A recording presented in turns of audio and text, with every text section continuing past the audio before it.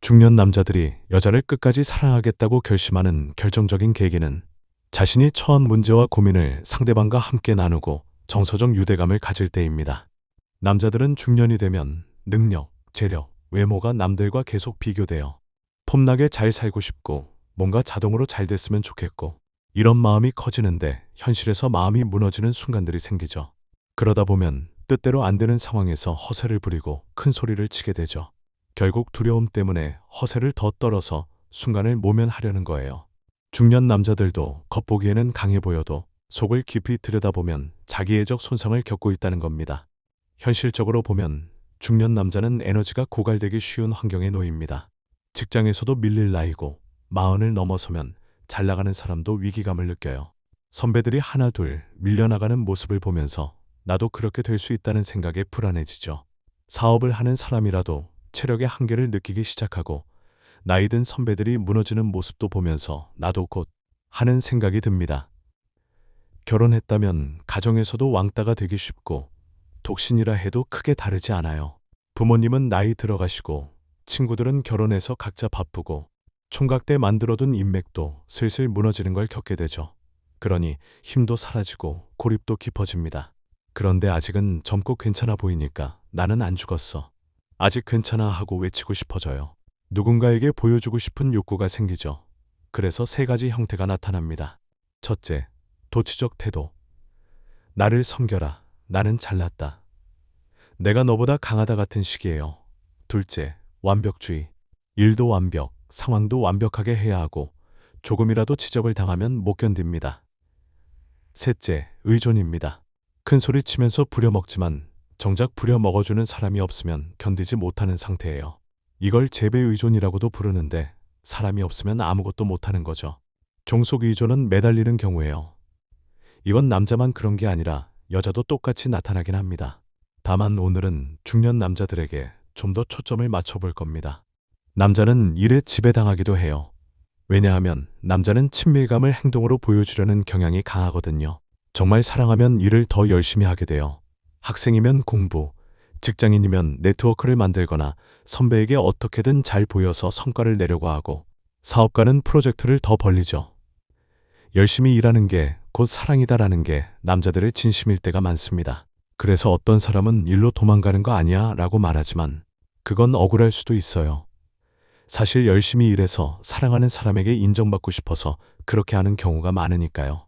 문제는 일에 지배되기 시작하면 내가 행복하자고 시작한 일이 어느새 날 끌고 다니는 상황이 된다는 거예요. 의식적으로는 가족을 사랑하고 자아를 실현하고 싶어서 열심히 했는데 결국엔 술이 술을 마시듯 일이 나를 집어삼키는 꼴이 되죠. 그러다 보니 일을 성공했는데도 삶은 실패했다라는 말이 나옵니다. 일로서는 성취를 이루었어도 고립감과 외로움에 빠지는 거예요. 어떤 사람은 일도 실패하고 삶도 실패하는 상황에 빠질 수도 있고요. 결국 남자는 사랑하기 때문에 더욱 일에 몰두하는데 역설적으로 그 사랑 때문에 일에 끌려다니며 자기 자신을 잃어버리기 쉬워지는 겁니다. 일의 의미를 들여다보면 대개 돈과 가족으로 연결돼 있어요. 돈을 벌어야 가족이 행복하다. 내가 성공해야 연인을 편하게 해줄 수 있다 같은 생각이 깔려 있죠. 그래서 사랑하는 이와의 관계가 아니라 결국 돈이란 매개체와 관계를 맺게 될 수도 있어요. 싱글인 경우에도 내가 어떻게든 일해서 증명해내야 한다는 강박에 사로잡혀 살아갑니다. 그 심층을 파고들면 아버지와의 관계가 크게 자리 잡고 있는 경우도 많아요. 어릴 때부터 아버지의 인정을 받으려고 공부를 열심히 했고 성인이 되어서도 그 습관대로 일에 몰두하는 거죠. 회사 성과가 아버지에게 직접적인 의미는 없는데도 무의식적으로 아버지에게 인정받고 싶어하는 마음이 작동하는 겁니다. 그래서 일의 의미를 되짚고 대화해보면 삶이 크게 달라지는 경우도 많아요. 물론 지위나 재력만 보고 결혼하거나 만나는 사람도 있을 테니 이런 과정을 이해하지 못해 힘든 경우도 있겠지만 어떤 형태의 관계든 남녀 관계에서 일과 사랑을 어떻게 연결지어 보는지는 굉장히 중요한 과제입니다. 특히 남자가 힘들어지는 건 위기가 닥쳤을 때예요. 위기에는 위험과 기회의 의미가 동시에 있는데 밀려날 때도 그렇고 잘 될 때도 그렇고 전부 위기일 수 있습니다. 마흔이 넘으면 몸의 기능이 점점 떨어져요. 고혈압, 당뇨 같은 성인병이 쉽게 찾아오고 디스크처럼 통증성 질환도 많아지죠. 사춘기 때는 뭔가가 계속 생겨나지만 중년은 하나씩 없어져요. 체모도 빠지고 머리카락도 줄고 근육도 감소하고 주름이 늘어나고 몸이 예전 같지 않으면 마음도 위축됩니다. 나 이제 쓸모없는 존재가 되는 거 아니야? 하는 두려움이 커져요. 쓸모가 있어야 한다는 사회 분위기가 특히 심하다 보니 난 아직 안 죽었어 라고 증명하고 싶어지죠. 그리고 남성성도 자연스레 손상됩니다. 집안에서 예전만큼의 권력이 없고 신체적인 변화도 오니까요. 그때 성에 집착하거나 외도를 하는 남자들도 늘어나요. 내가 살아있음을 확인하려고 성을 통해 인정받으려는 거죠. 또 중년 남자는 낀 세대이기도 해요. 부모 세대는 먹고 사는 문제에 몰두했던 생존 세대고 아들 세대는 즐거움을 추구하는 세대잖아요. 그 사이에 끼어서 아버지 영향도 받고 아랫세대 영향도 받으니 정체성이 모호해지기 쉽죠. 직장에서는 꼰대 소리를 들을 수 있고 혼자 살아도 인간관계가 부족해지면 왕따 같은 기분이 들고 집에서도 아내와 아이가 자기 존재를 잘 인정해주지 않으면 고립됩니다. 그러니 더욱 인정이나 대접을 받고 싶어지는데 마음을 돌보기엔 이미 힘이 빠진 상태일 때가 많아요. 에너지가 떨어진 상황에선 내 마음을 들여다볼 여유가 없거든요. 그러다 보니 겉으로 드러나는 행동만 더욱 강해져서 외도 같은 쪽으로 에너지를 쏟아버리기도 합니다. 그런데 열심히 사는 사람들은 방향만 조금 바꿔도 크게 달라져요. 잘못된 방향으로 쏟던 에너지를 가족이나 연인에게 돌리면 좋은 변화를 만들 수 있지만 바깥으로 돌리면 외도로 이어져 그 에너지가 전부 거기로 빠져버리기도 하죠. 그래서 열심히 일하는 남자는 외도도 열심히 한다라는 말이 나오는 거예요. 결국 이걸 다시 가족이나 연인에게 돌릴 수 있도록 북돋아주는 게 중요합니다. 중년 여자의 경우도 도치적, 의존적, 완벽주의로 흐를 수 있어요. 네가 나한테 더 잘해줘야 해. 우린 완벽한 연인이 돼야 해. 네가 없으면 못 살아. 넌 내 말대로 해야 해. 같은 생각이죠. 남녀가 서로 이런 상태에 빠지면 결국 외도로 이어지는 경우도 많아요. 남자는 특히 내가 아직 살아있음을 증명하고 싶다는 마음에 성에 집착하는데 의외로 그게 만족시키지 못하면 무능감과 괴로움이 더 커집니다. 좋았어? 같은 말은 듣는 쪽도 부담스럽지만 묻는 쪽도 불안해서 그래요. 만족시키지 못하면 자기 능력이 부족하다고 여기거든요.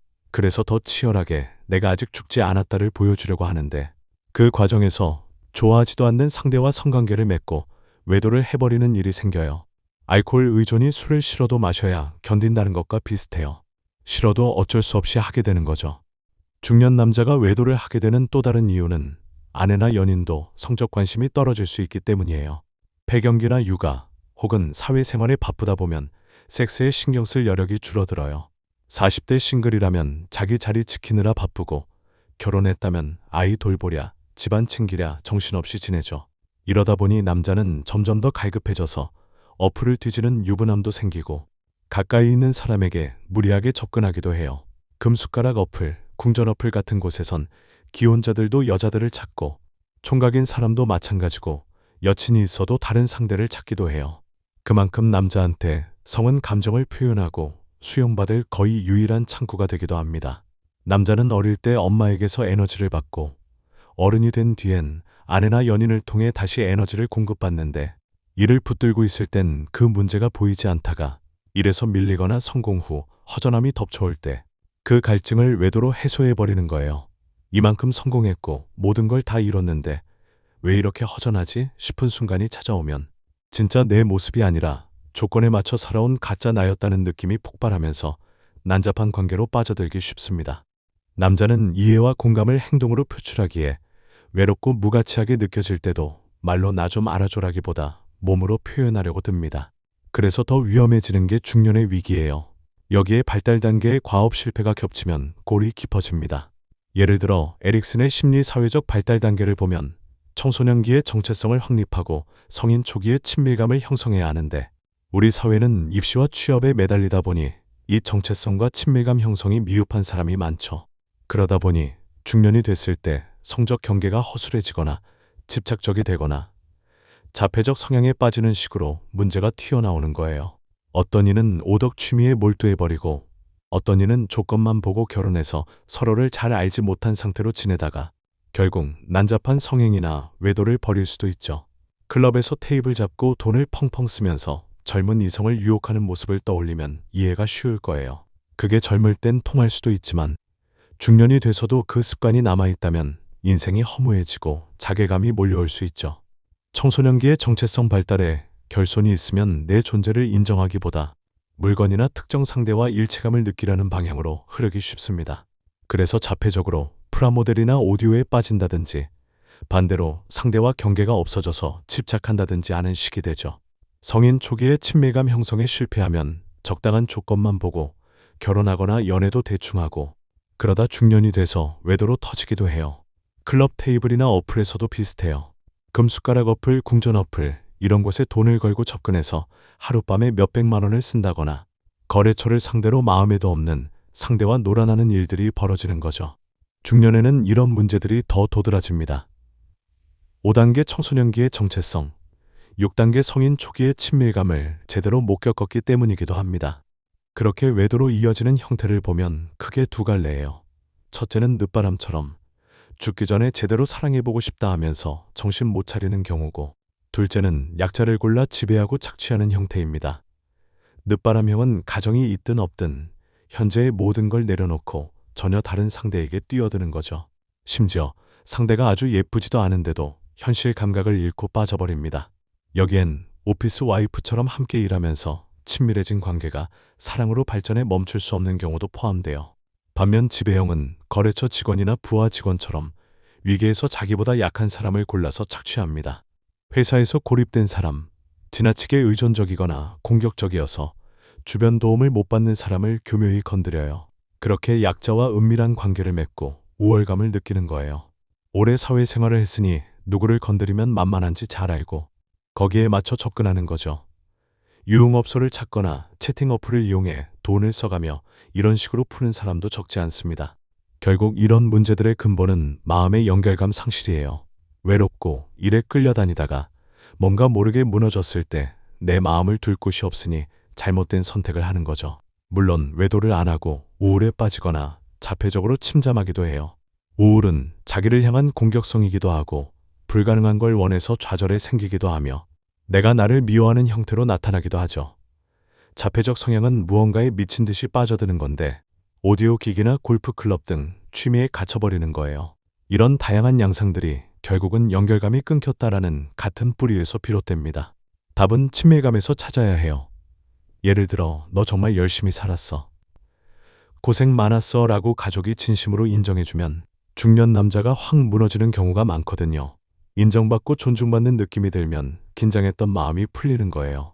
스펙이 높고 성공한 사람일수록 오히려 진심이 담긴 존중에 더 취약합니다. 미혼이라면 아버지와 어머니 때문에 힘들었구나.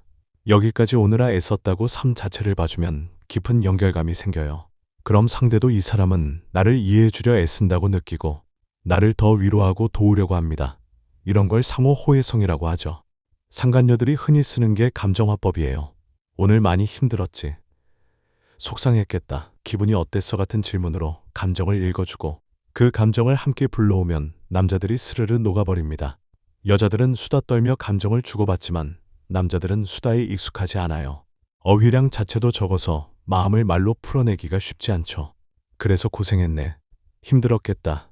식으로 짧게라도 감정을 읽어주고 들어주면 큰 위안이 됩니다. 거기에 약간 장난스럽게 역성도 들어줘요. 그 자식이 잘못했네처럼. 너무 진지하게 몰입하면 남자도 부담스러우니 살짝 과장된 톤으로 네 편이다라는 느낌을 주면 효과가 훨씬 좋아요. 사람이 돈에 매달리는 건 본능이기도 하지만 그걸 뛰어넘는 방법은 아주 단순합니다. 네가 돈을 잘 벌어도 혹은 못 벌어도 난 너 자체가 좋아하는 메시지를 주는 거예요. 그렇게 해주면 무너지지 않는 남자가 없어요. 혹시 그러다 호구되는 거 아닐까 걱정할 필요 없어요. 사람은 기본적으로 미러링과 상호 호혜성이 작동하거든요. 내가 진심으로 위로해주면 상대도 나를 위로해주고 싶은 마음이 생겨요. 결국 진정성은 서로를 변화시키고 관계를 바꿔놓습니다. 그리고 훨씬 더 간단한 해결책도 있어요. 바로 따뜻한 저녁밥부터 시작하는 거예요. 마음은 말이 여는 게 아니고 몸도 아니고 밥이 연다는 말이 있습니다.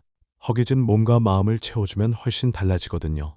유럽에서 죄수들에게 오메가3을 공급하는 이유도 마음을 열게 하고 공격성을 낮추기 위해서래요. 남자들은 늘 추위를 느낀다고 하지만 사실은 마음의 허기가 추위처럼 느껴지는 경우가 많아요. 그런데 그 허기를 채워주는 가장 기본적인 방법이 밥입니다. 대개 남자는 아침 거르고 일 나가서 점심 대충 때우고 저녁까지 굶다가 집에 오니 밥 줘, 밥 줘를 외치게 되죠. 이게 식충이라 싫게 보일 수도 있지만 사실 따뜻한 밥 한 끼가 허기진 마음까지 달래준다는 거예요. 바람이나 외도도 결국 허기가 큰 원인이 되는 경우가 많다는 겁니다. 음식이 단순히 몸의 허기만 채우는 게 아니라 마음의 허기도 함께 달래죠. 아놀드 슈워제네거의 사례만 봐도 그의 전처는 아주 아름다운 사람이었는데 외도 상대는 평범한 미국 아주머니였잖아요. 그건 꼭 성적인 매력 때문이 아니라 마음의 허기를 채워주는 어떤 편안함 때문이라는 해석이 가능하죠. 엄마 밥이 왜 최고냐 하면 거기엔 음식 이상의 온기가 깃들어 있기 때문이거든요. 남자나 여자나 결국 어른이면서도 아이 같은 면을 지니고 있어서 따뜻한 밥과 마음으로 대하면 닫혀있던 문이 열릴 때가 정말 많습니다. 이런 이야기를 듣고 나면 결국 내가 잘못한 거냐 라거나 네가 잘못됐어 라고 들릴 수 있어요. 사실 몰랐으니 어쩔 수 없었던 거죠. 남자와 여자는 삶의 배경이 다르고 사람이란 누구나 자기중심적으로 생각하는 경향이 있거든요. 내 기준에서만 보면 상대방을 이해하기 어렵고 그러다 보니 마음의 문이 닫히는 거예요. 그러면 남자도 바깥으로 떠돌거나 나도 거기에 상처받거나 하게 되죠. 하지만 몰랐다는 건 죄가 아니에요. 이제부터 하나씩 알아가면 됩니다. 방법을 알았으니 천천히 시도해보면 된다는 거예요. 주말마다 이런 이야기를 조금씩 주고받다 보면 마음의 연결이 회복되고 관계가 달라지는 걸 실감할 수 있을 거예요. 저희가 경험한 바로도 남자는 자신을 알아주는 사람을 위해 정말 열정적으로 나서는 경우가 많아요. 그만큼 인정받고 존중받고 싶어하고 또 그 마음을 돌려주기도 합니다. 이제부터는 서로가 서로를 좀 더 살펴보고 따뜻한 밥 한 끼 함께 하면서 속마음을 나눠보면 어떨까 싶어요. 중년의 사랑, 부부의 사랑, 혹은 오랜 연인 사이에도 분명히 다시금 연결되고 가까워질 수 있는 길이 열릴 거라 믿습니다. 오늘의 이야기는 여기까지입니다. 끝까지 시청해주신 여러분, 진심으로 감사합니다. 저희 중년 남자 심리는 앞으로도 남자들의 솔직한 속마음과 진짜 심리를 더 생생하게 전해드리겠습니다. 구독과 좋아요로 꾸준한 응원 부탁드립니다. 감사합니다.